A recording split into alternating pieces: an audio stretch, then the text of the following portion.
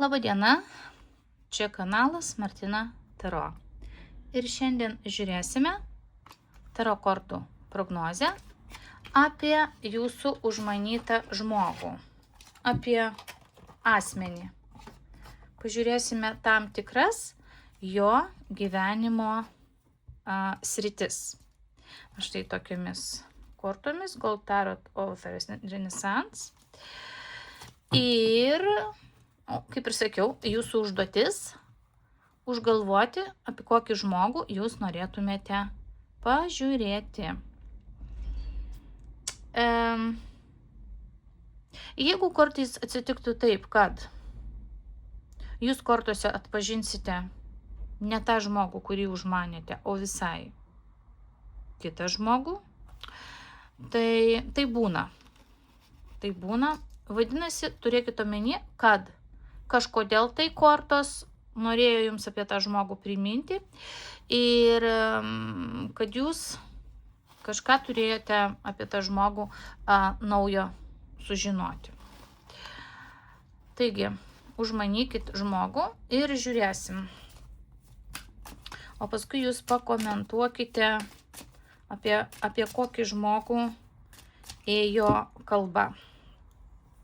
Taigi, pirmiausia, žiūrėsim patį žmogų. Kaip kortos mato tą žmogų, kurį jūs užmanėte, arba apie kurį kortos nori jums papasakoti. Žinot, žmogus uždaras, kažkam nepasiruošęs, negalintis, nemokantis suderinti kažkokių tai dalykų, kuriuos reikia suderinti. Toks tiesiog niekam nepasiruošęs. Sunku žmogų išjudinti, pakankamai statiškas žmogus. Toks, žiūrėkit, dar velniukas krenta. Toks pakankamas velniukas, velniukas jiems sėdi. Gal su kaukė tas žmogus, gal toks artistiškas žmogus. Matot, užsidaręs savy ir viskas. Užsispyręs, gal moka manipuliuoti, pagal velnio kortą manipuliantas, bet gali būti žavingas. Jeigu jūs užmanėte vyriškį, tai gali jūs traukti tas žmogus, mokėti vilioti, gal jo kūnas gražus, gal jūs aistringai traukia tas žmogus, charizmatiškas žmogus, įdomus žmogus, bet gali būti narciziškas žmogus. Atrodo, sakau, nesuderinama asmenybė, kažkas jame nesusiderina. Romantiškas riteris. Bet sakau, velniška romantika galbūt turi tokį, žinot, seksualią charizmą, labai seksualus žmogus, charizmatiškas, seksualus, traukiantis. Jūs galite jį matyti kaip labai vyrišką. Jeigu užmanėte vyriškį, čia daugiau eina tema apie vyriškį, romantinis riteris, toks velniukas.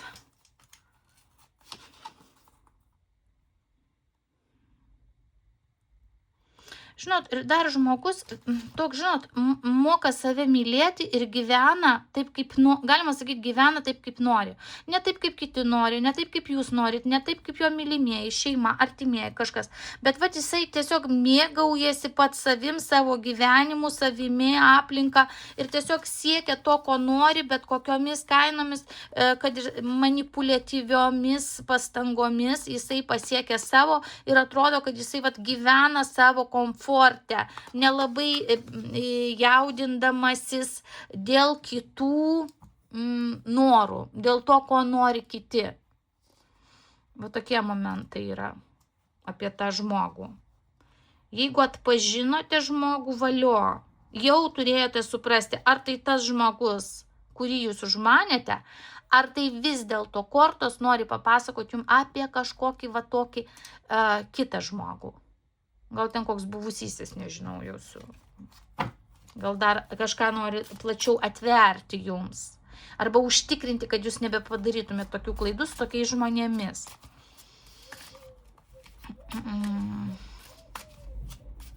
Gerai, kaip tas žmogus mato pasaulį? Jau kažkiek pamatėm, kaip jis mato. Jis labiau save mato. Pirma save, paskui pasaulį, ar ne? Kad pasaulis aplink jį turėtų suktis. Bet vis dėlto, galbūt dar kortos kažką atskleis, kaip jis mato pasaulį. Toks jausmas, kad pasaulis jam turi duoti ir jam padėti. Visi jį turi palaikyti, visi jam turi duoti, visi jam turi padėti, visi jį turi paremti, suprasti.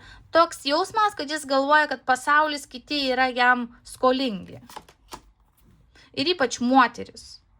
Kad moteris turi juo džiaugtis, žavėtis. Vien todėl, kad jis va toks gražuoliukas, romantiškas, nuostabus, kad jis va toks, koks yra, be labai didelių pastangų, jį moteris turi mylėti, jį turi priimti, jį turi remti, jį turi, nežinau, matysim kaip kortos toliau, čia vos netokia tema truputėlį į Alfonso temą sukasi. Žiūrėsim, gal ne, gal čia tokia, toks jausmas, kad vat, moteris turi vos ne juo rūpintis. Žiūrėsim dar kuria prasme čia. At, pavyzdžiui, rodo, jis greičiausiai turėjo kažkokią tai buvusią. Ar moterį, ar žmoną, ar jau su vaiku kažkas buvo praeityje. Santykius reiškia jis turėjo, patirties santykiuose jis turėjo, praeitis jau yra rodoma. Ir toje praeityje greičiausiai tai moteris daug energijos padėjo bendraudama su juo, darydama dėl jo daugą. Bet jeigu jūs šiandien jo pasiklausytumėt, tai jis pasakotų viską atvirkščiai, kad jis labai daug padėjo, kad jis labai daug nukentėjo, kad ta moteris nėra tokia gera, bet jis tai fantastinis, jis įdėjo daug pastangų, jinai jo neįvertino ir taip toliau. Atrodo, kad čia jinai, ta buvusioji, iš jo išpaėmė visas jėgas, o ne jis iš jos. Iš tikrųjų, čia yra manipulacija, melagystė. Jeigu jūs atpažįstate tą situaciją arba dabar bendraujat su tokiu žmogumi, kuris ant savo buvusiosios žmonos, moters, buvusios mylimosios, sugyventinės draugės pasakoja labai negražius dalykus, kaip jis ją rėmė, kaip jis ją mylėjo, kaip jis viską dėl jos darė, bet jinai tokia niekšė, iš jo viską paėmė. Žinokite, kad čia yra, švelniai tariant, ne visai tiesa. Vat galima persukti viską antraip. Vat tai, ką jis pasakoja, galima sakyti, kad viskas buvo vat atvirkščiai. Ką jis sako ant jos, ką jin darė, tai iš tikrųjų jis darė jai. Čia tokia, žinokit, šiandien formuojasi įdomi situacija apie įdomų žmogų. Būtinai pakomentuokit, įdomu. Čia apie, vat jūs atpažinsit savo gyvenime tą žmogų, apie kurį kortos jums pasakoja. Gerai. Koks tas žmogus yra sociume, visuomeniai? Pakankamai toks depresiškas, apatiškas, melancholiškas, atmetantis kažkokias tai galimybės, nepriimantis, galbūt išgerinėja, mėgsta švęsti, galbūt alkoholis jo gyvenime irgi kažkokią tai nemažą procentų dalį užima. Irgi kaip variantas, dar negalutinis, čia kodėl? Čia užstalės korta, mėgsta švęsti, skaniai išgerti, gerai pavalgyti, intimumo smagaus turėti, va čia mėgstantis žmogus tai daryti, bet viduje turintis kažkokių tai ir depresyvumo apraiškų, va tas pirma korta užsidarimas, jisai vis dėlto siejasi. Gali būti, kad jisai liūdi ir moka gailestį savo sukelti. Vat pagailėkit manęs, kaip mane nuskriaudė, koks aš esu geras iš tikrųjų. Ir jo ta koncentracija, ar tai į buvusiąją, ar į kažkokius žmonės, kaip jį visi skriaudžia. Kažkoks va toks sociume jisai yra. Ir va matote, pakankamai aktyvus, seksualus, žavingas. Iš vienos pusės aktyvus, bet uždarumo turi. Vat ką reikia, tai jisai labai aktyviai demonstruoja, kas jam naudinga. O iš esmės pakankamai uždaras, bet labai seksualus, gali romantikos daug rodyti, gali mokėti manipuliuoti, savo gailestį sukelti. paslapčių turintis arba slaptus romantiškus kokius romanus mėgstantis. Nu, va taip. Pasimatymus, romanus, slaptus susitikinėjimus mėgsta ir paskui pasakoti, koks jis yra nuskriaustas kokių nors žmonių arba buvusiosios. Va toks sociume. Pažiūrėkime, kas to žmogaus širdyje, jeigu kas nors tokio jaudinančio yra. Pažiūrėkit. Jis bėga nuo jausmų, bėga nuo emocinių širdingų dalykų. Va tokių gilių jausmų jis bėga. Gal jis yra iš tikrųjų nukentėjęs kažkada seniai ir tai susiformavo toks truputėlį pas jį sociopatiškumas. Ir yra kažką nukirtęs. Nusprendęs labiau vadovautis šaltų protu.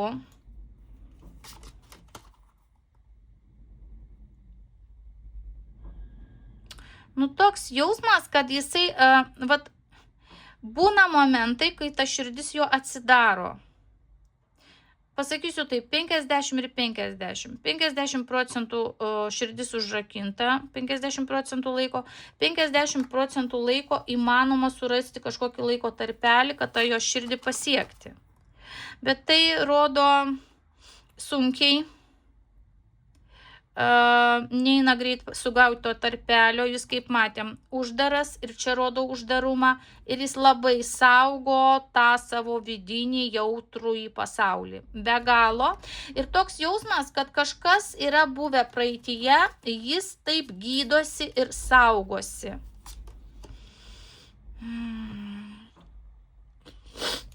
Taip jam komfortabilu. Uždarą širdį laikant, jis jaučiasi kaip kažkokį lobį saugo ir daugiau jisai nenori niekam atiduoti ir įdėti darbo į tuos jausmus atidarius širdį, jisai nesiruošia. Bet kaip bebūtų, jautrioji pusė pas jį yra.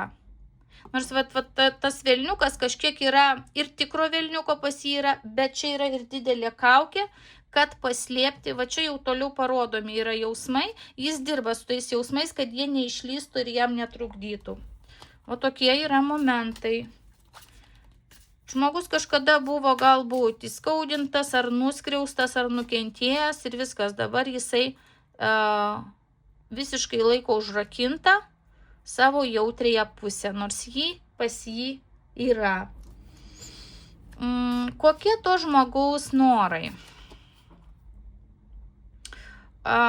Jeigu žiūrėt grinai vyriškai, tai vėlgi rodoma, kad labai svarbu aistra. Aistra, trauka, seksualinis gyvenimas, užsidegimas, aktyvumas. Žiūrėkim dar.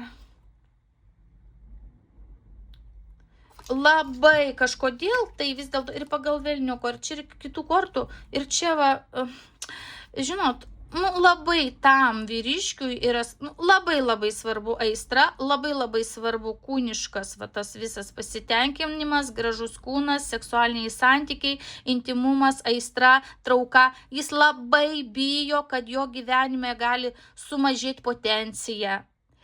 Jeigu jau sveikata neleistų jam būti labai vyriškam, su aukšta potencija, tai čia pas jį išgyvenimai būtų begaliniai. Tai jis būtų iš vis dar sutraumuotas, nežinau iki kiek, kad jau ir gyventi nebenorėtų.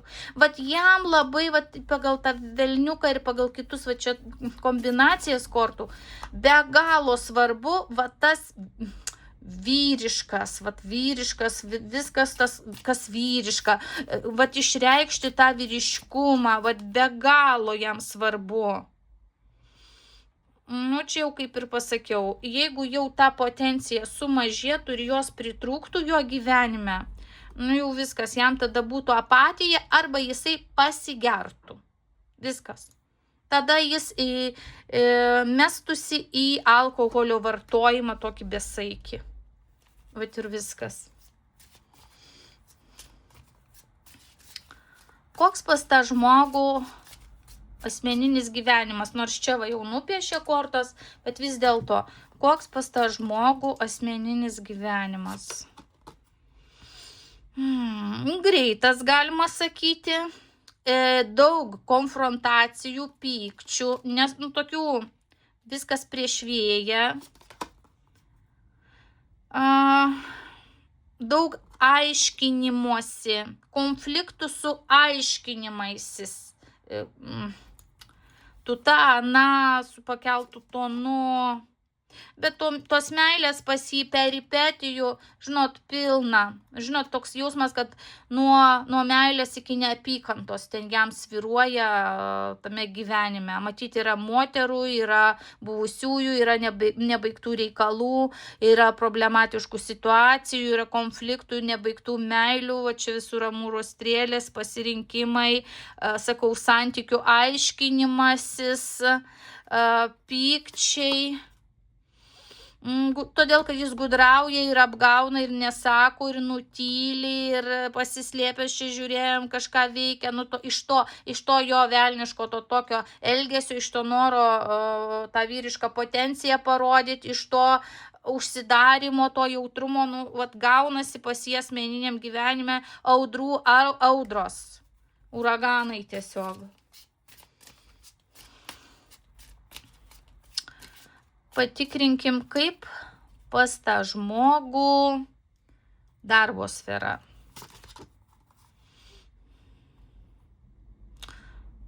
Važiuoja. Gal jis koks vairuotojas.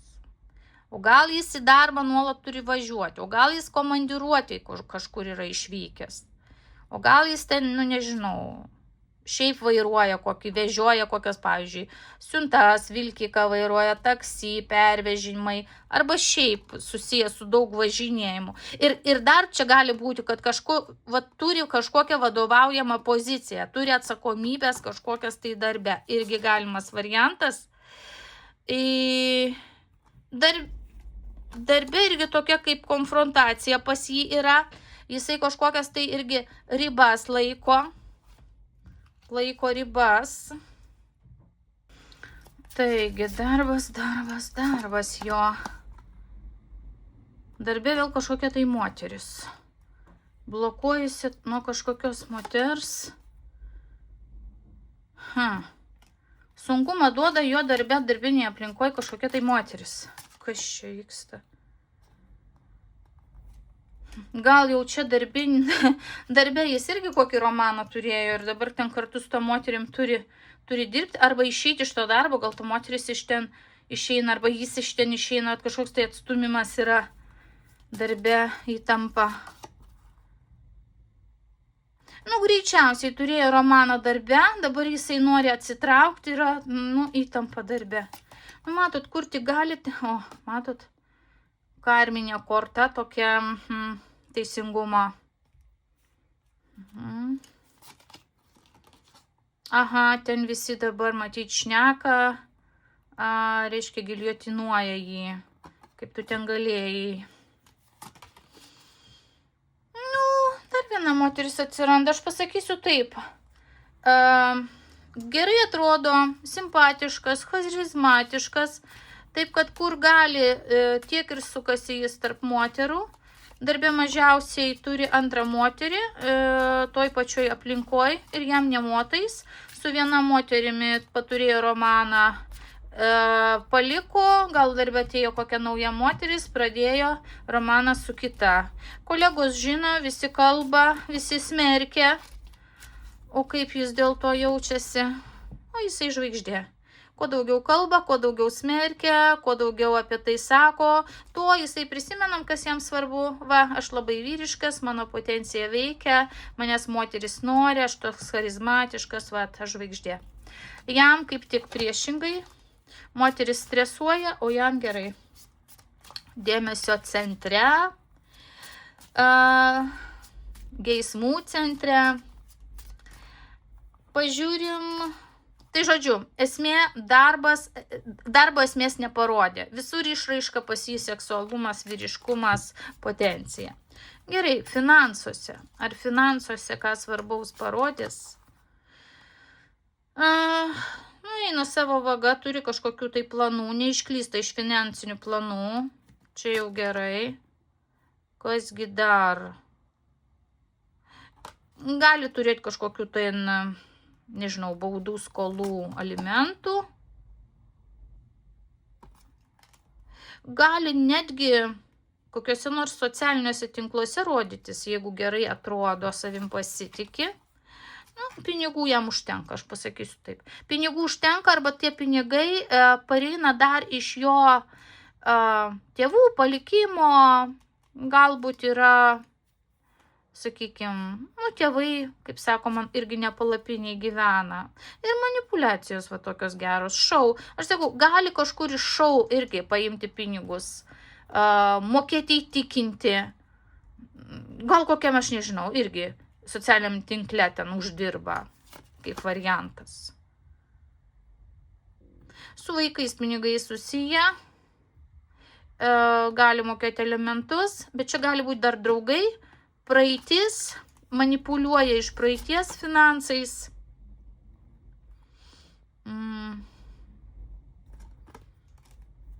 Kantrybė, laukimas. Kitą kartą iš kažkokių tai sandėrių, susitarimų, netgi meilės sandorių gali irgi išlošti. Pinigai svarbu to žmogaus gyvenime, jam svarbu pinigai. Prasimano visokiausiais, netgi manipuliatyviais, reklaminiais, šou, charizmatiškais būdais gauti pinigų. Ir pagaliau pažiūrėkim to žmogaus sveikata kokia. Sveikata, žiūrėkit. Sveikata pas jį matyti yra gera, todėl jis gali sau leisti nelabai kreipti dėmesį į savo sveikatą, kaip kvailys, vaikiškai, neatsakingai. Gal išgerinėja, gal naktinėja, gal valgo bet ką. Išskyrus, jeigu lanko sporto salę, tai gal irgi taip primityviai nori atrodyti, labai gražiai išorinis tas paveikslėlis. Kas čia dar? Į sveikatą jam reiktų atkreipti dėmesį, todėl kad amžinai tokiu stilium jis gyventi negali. Bet tikisi, kad viskas bus gerai. Jam atrodo, kad jisai pergalės, apgaus, kaip sakoma, gamtą, sveikatą, kad jis apgaus. Pradeda jau jisai suprasti, kad kažkaip jau yra ne visai taip, kaip buvo anksčiau. Mėgina išlaikyti tą sveikatos formą ir kontroliuoti kaip yra, bet drastiškų priemonių dar nesiima, vis dėlto dar neatsakingai elgiasi su sveikata.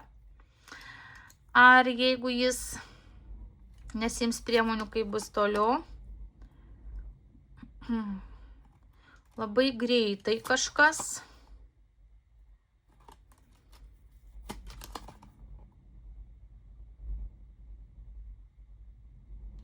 Labai greitai sveikata gali parodyti kažkokį jam stop. Va čia žiūrėjom. Netgi potencijoje vyriškoj gali atsispindėti. O čia 5 monetos yra nelabai. Arba alkoholio vartojimas neatsakingas gali atsispindėti sveikatoje. Taip kad suprantu, kad jis nori būti žvaigždė, nori būti toks mačo. Bet sveikatos ignoruoti nereikėtų tam žmogui. Ir pabaigai pažiūrim, galbūt dar kažko nepaklausiau, ką kortos nori dar pasakyti apie tą žmogų. Kad tas žmogus laiko save karalium, sėdi soste, pakankamai racionalus, va turi monetą. Kad sakiau, pinigai svarbu. Palaikymą jis turi iš tam tikrų žmonių, gal iš savo giminaičių, jis turi aplink žmonių, kurie jį dievina, myli, palaiko. Tai gali būti labiausiai susiję būti su jo mama, sesuo, dukra, pavyzdžiui, teoriškai kalbant, moteris artima. Ir tradicijos, čia gali būti vyresnė vis dėlto moteris kaip mama.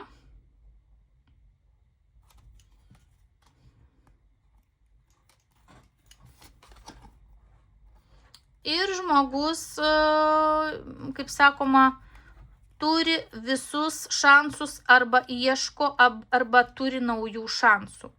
Galima sakyti, kol kas jam gyvenimas visai klostosi neprastai, gerai jaučiasi. Jeigu neapsižiūrės, karma nebent jam gali trenkti per sveikatą ir va tą vyrišką potenciją. Ir tai būtų jam skaudžiausia, todėl jis sveikata turi susirūpinti. O šiaip rodomas kažkoks dar geras šansas jo gyvenime. Jam dar bus duota gerų šansų ir gerų situacijų. Iš šono žiūrint, atrodo sėkmingas žmogus. Net jeigu jis kažką blogo jums yra padaręs, kol kas sėkmė jo pusėje. Kol kas dar jis šansus gaudo ir dar kažkokia sėkmė jo laukia. Tai va. Kaip papildomą momentą pažiūrėsiu, jeigu jūs atpažinote arba užmanėte žmogų, kuris, sakykime, jūs yra nuskriaudęs ar kažkaip pakenkęs, tai papildomai va tiems pažiūrėsiu, ar pareis jam karma. Žiūrėkit, kažkokie tai mainai, tėvystė. Karma pareina per tėvystę, vyriškumą, imperatorius rodomas.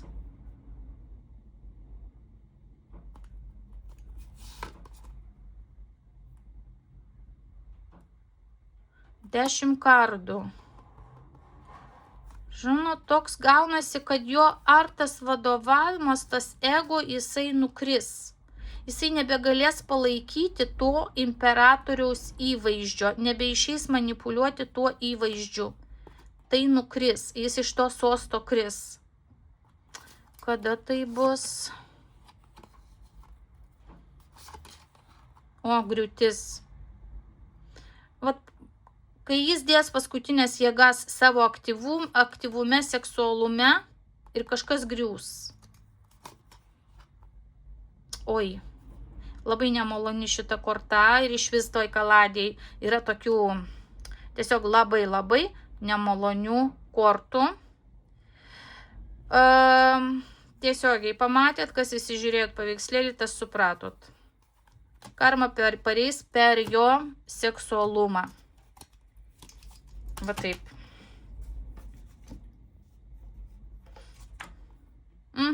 Likimas sutvarkys.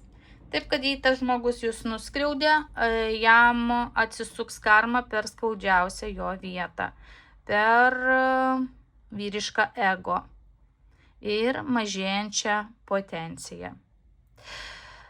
Jeigu jums patiko šis video, jeigu jūs atpažinot žmogų, komentuokit. Lauksiu, man įdomu, linkiu sėkmės, iki.